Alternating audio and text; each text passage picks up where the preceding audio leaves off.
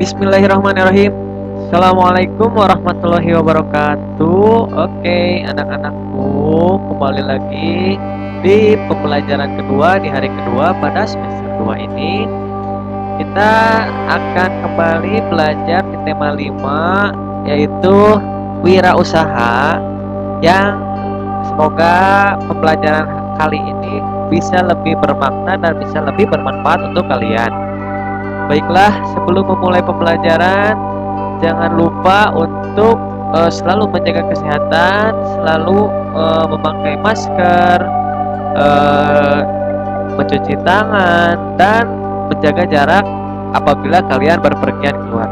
Oke, khusus untuk anak-anak Bapak, selama jam pembelajaran dari jam 7 sampai jam 12, Bapak harapkan kalian tidak keluar rumah, tidak bermain di rumah, silakan saja di rumah, silakan belajar, silakan melakukan aktivitas di rumah, agar kita selalu terjaga kesehatannya ya. Dan juga jangan lupa makan buah-buahan, makan makanan yang sehat agar tubuh kita selalu terjaga kesehatannya. Baiklah, kita mulai pembelajaran kali ini. Silakan untuk menyiapkan alat tulisnya, silahkan berdoa dulu dan pembelajarannya kita mulai. Baiklah, sekarang kita masuk ke pembelajaran 2 ya. Nah, di dalam suatu pameran, kalau dari kalian pernah ada yang mengunjungi pameran, mau itu pameran buku atau pameran apapun, pasti ada yang namanya reklame. Nah, dalam pameran negara-negara ASEAN yang kemarin kita bahas, banyak terlihat reklame yang digunakan untuk mempromosikan berbagai negara. Itu ya yang dialami Edo ya. Nah, ini untuk bentuknya, bentuk reklame dan sebagainya, nanti Bapak akan jelaskan. Nah, perhatikan reklame yang ada di stand berikut. Nah, ini ya. Ini yang dipegang oleh seorang anak kelas 6 itu memegang reklame ya.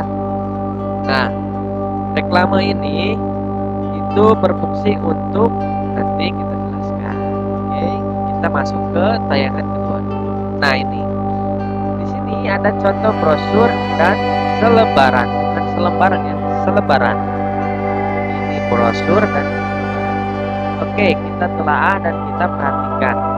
Di dalam brosur, atau ini brosur ya. Di dalam brosur itu terdapat beberapa komponen yang bisa kita lihat. Yang pertama, di sini ada produk yang ditujukan. Lalu ada seseorang yang sedang menyikat gigi, ada sikat, dan ada berbagai kata-kata atau berbagai kalimat seperti bonus sikat gigi mini, mengurangi ngilu dalam 30 detik, membersihkan karang gigi, lalu ini apa? Memperkuat dan ini baca ya. Pokoknya ini adalah gambar yang dimana kata-katanya itu bagaimana menurut kalian? Yo, bagaimana? Ya, kata-katanya itu mengajak kita untuk membeli suatu produk ini, ya. Itu begini maksudnya.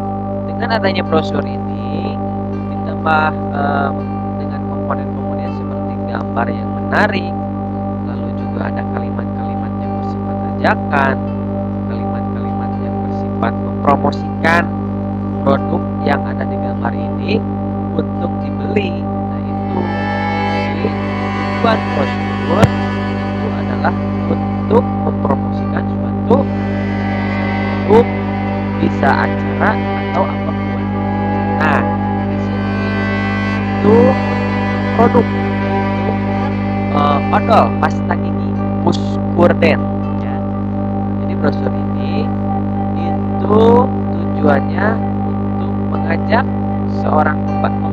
pembaca untuk membeli produk yang dia tawarkan. Ya. Lalu yang kedua kedua, ini reklame yang berbentuk brosur. Itu ada juga reklame yang berbentuk selebaran. Ya.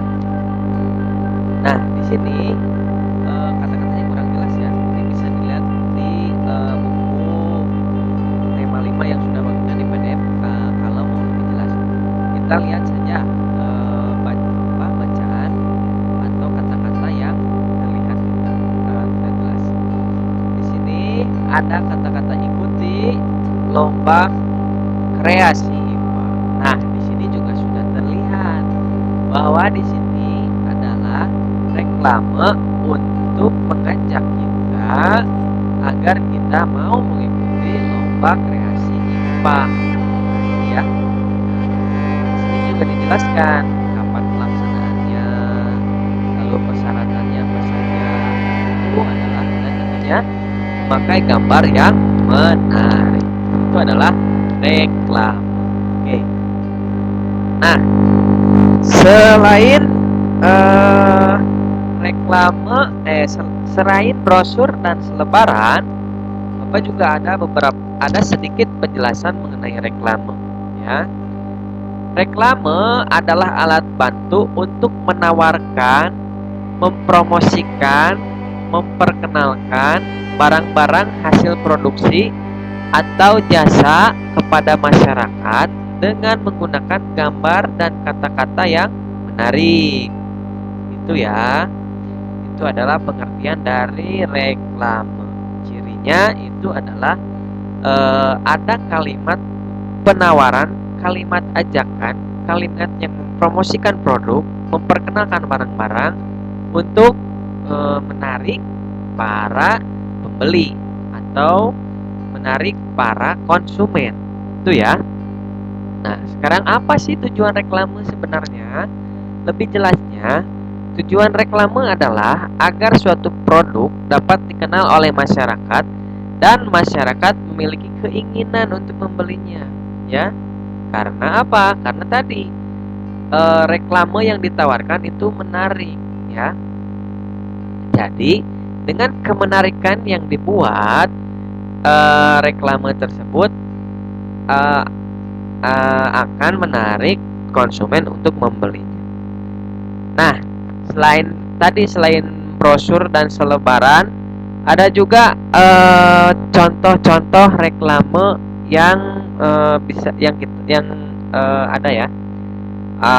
Contoh reklame selain yang tadi itu ada poster, ada spanduk, ada brosur, ada selebaran, ada logo, ada baliho, ada embalase. Nah, ini silahkan kalian searching, silahkan kalian cari di Google bagaimana sih bentuk-bentuk dari reklame yang kita jelaskan ini, ya, Bapak jelaskan ini. Oke, itu ya sedikit tentang reklame. Nah, dalam pameran negara-negara ASEAN kita bisa menemukan keberagaman ekonomi atau usaha dari berbagai negara. Kamu masih ingat tidak cerita keberagaman ekonomi keberagaman ASEAN yang kemarin yang Bapak jelaskan? Ya, ini yang di sini. Di sini dijelaskan keberagaman sosial budaya, ekonomi dan sebagainya. Nah, di tempat sekitarmu juga pasti mempunyai keberagaman ekonomi. Ya, maksudnya bagaimana? Oke, begini. Seseorang di Indonesia itu mempunyai berbagai macam pekerjaan, ya, tentunya upahnya beragam. Oke. Nah, selain upahnya beragam, ini juga dipengaruhi oleh bagaimana skill atau bagaimana kemampuan seseorang yang ada di Indonesia mendapatkan upah tersebut, ya. Misalkan seseorang yang menjual sayuran berbeda dengan seseorang yang seseorang yang bekerja di kantor misalkan. Nah, ini tidak boleh kamu pandang sebelah mata. Meskipun kita berbeda, kita itu beragam, kita itu harus mensyukuri. Kita itu harus bisa eh, bersinergi atau bekerja sama atau saling menghargai, ya. Maksudnya begini, kamu adalah seorang pegawai di kantor, kamu perlu makan kan? Nah, ketika kamu ingin makan, tentu kamu membeli sayur-sayuran ke tukang sayur, ya. Ketika kamu ingin makan daging-dagingan, kamu beli ke tukang daging tentunya, ya. Nah, dengan adanya hal tersebut, kita tidak boleh saling mengejek, kita tidak boleh saling menghina pekerjaan atau tingkat ekonomi seseorang.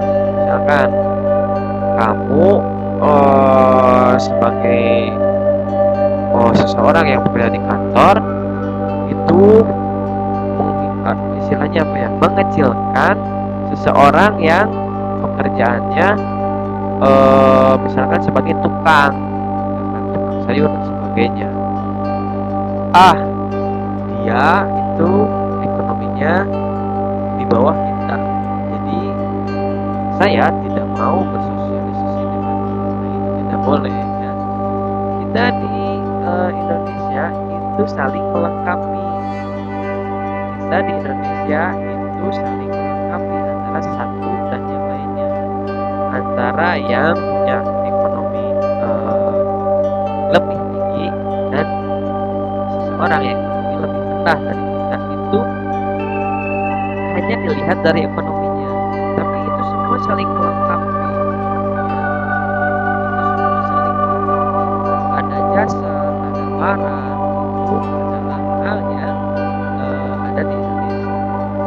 Misalkan ketika rambut kita sudah panjang, bagi yang laki-laki tentu kita akan pergi ke orang yang menjual jasa cukur, ya. Jadi kita tidak boleh merendahkan, dan kita tentunya harus bersyukur dan harus menghargai keberagaman ekonomi di sekitar kita. Oke, baiklah, mungkin itu yang bisa Bapak sampaikan. Semoga bisa bermanfaat. Terima kasih sudah menyimak video pembelajarannya. Semoga videonya bisa bermanfaat, ya. Sekian dari Bapak. Wassalamualaikum warahmatullahi wabarakatuh.